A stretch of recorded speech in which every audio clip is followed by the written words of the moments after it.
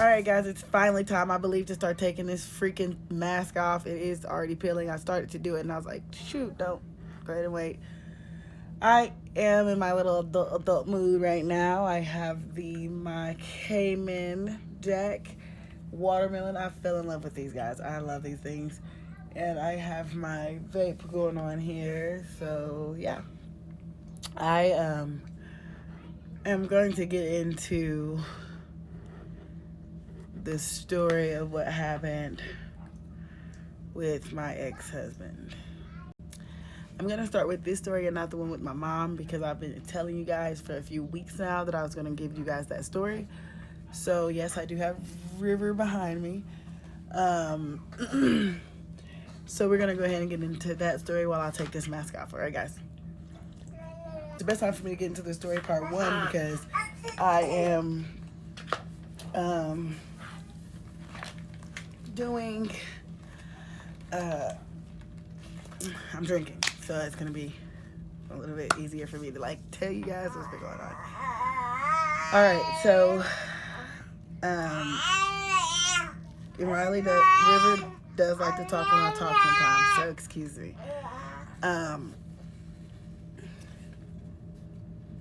My ex-husband, who suffers from mental illness, guys. Some of you guys, probably about like 300 of you guys,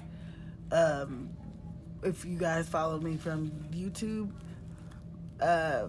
know who I'm talking about. But my ex-husband, Quan, he is mentally ill, and he once wasn't, and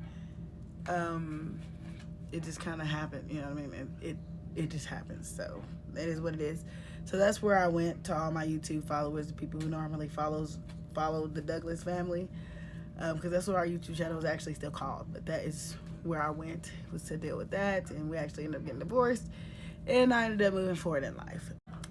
But before we move forward, where we are with River and Riley, there's River, I must tell you guys how we got to this point.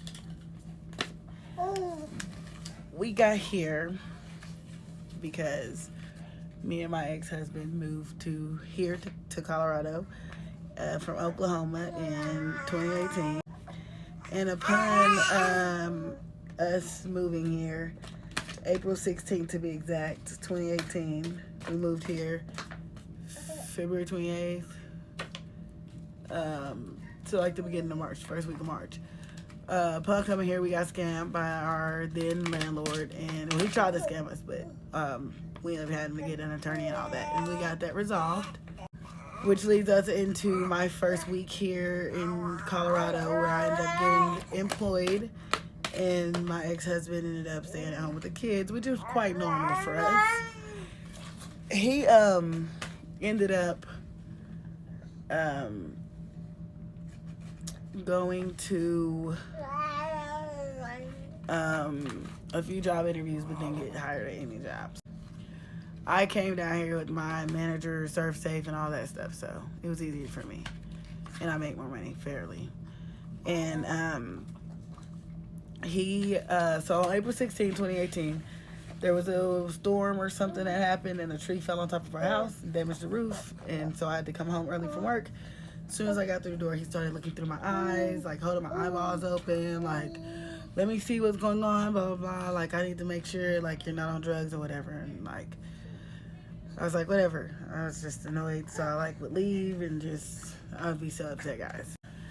So upon that happening, it happened a few more times before I ended up going to the hospital from, like, a lot of, like, different panic attacks and, like, overwhelmed myself. My ex-husband ended up going with me, and the doctor was telling him that, like, there was no drugs in my system or nothing like that. Can y'all believe this man sat there and argued with this nurse and this doctor that they knew me and we planned that ahead of time? And me being young and not, like, really thinking about the situation on his mother's level, because he didn't really know his mother that well, and I didn't really understand, like, how mental health, I understood mental health because we went to school for psychology, but I didn't fully understand mental health on that level of, like, how it impacts your offspring like that. So yeah, it definitely shocked me. But I had to like start to try to understand what was going on with him. Apparently, in males, offsprings, it show up later in life, like late 20s, and that's what happened. It was severe schizophrenia, severe paranoia, and bipolar, and some other stuff, which basically led to us being like divorced. Now, he had a few instances where he like lashed out, and like I can't manage that, and ultimately I gave him like a decision between divorce and taking meds, and he decided to say he was going to take meds, which basically means he selected the divorce, which then he recanted a few months later when he came back. And sorry guys, the baby kicked the camera. And he was on meds, and I'm not willing to go backwards, and I've officially divorced you. It's crazy. Okay, back to where we're at though. Anyhow, so the situation just kind of went from there to like him saying like, okay, well it's been we be on the phone while we come home from work. He's like, okay, well, I feel like you're cheating or you doing something because it took you 7 seconds to respond that time. Normally it takes you 2 seconds, and I counted. And then I was like trying to conform myself to like follow these unreal guidelines of like how to exist as a person, and it's just unreal and it's not healthy. But that followed up with me like trying to like take a cab to like work, and then him noticing that I took a cab because I was gonna be late and I didn't want to ride the bus because I had to take the new buses to get there.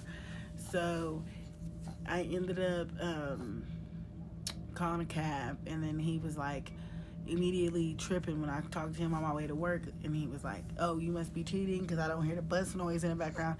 And instead of just telling the man that like, you're tripping, I took a cab, I'm about to be late to work, I lied and said I was on the bus, and it was stupid. It was a lie for no reason.